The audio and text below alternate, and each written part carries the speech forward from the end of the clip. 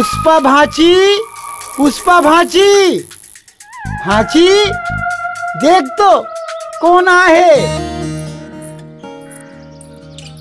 Mama तय पाँव पड़ा था भाची, पाँव पड़ा एकदम अतेक साल बाद अचानक। का बताऊं भाची, तुम मामी के जाए के बाद मोर खेत खार घर द्वार सब बिक के भाची। चंद्र मामा मैं हाँ ना। पुष्पा कौन आए हैं? मामा आए हैं। अंकल अरे पाँव पड़ा था। ठीक है, ये क्या कर रहा था? उठ उठ, ये कौन है?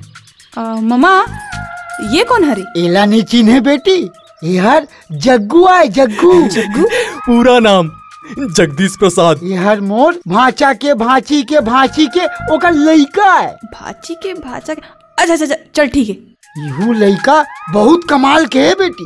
हम हल्ला बगैर टिकट के बिलासपुर ले रायपुर लान दी। पढ़े लिखे हस? यस सर, अंग्रेजी खलो जान तो। लइका अपने होशियार लगत है जी। फिर मामा यहाँ आए से पहले आप मन ला खबर करना चाहिए। कहाँ ले खबर करते हैं बेटा, हमार मन के बुरा हाल हो गए रही से।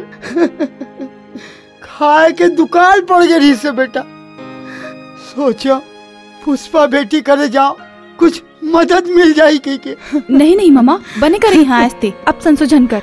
चल भित्री कोती चल, हाथ गोड़ धो के खाना वाना खा लो। चलो मामा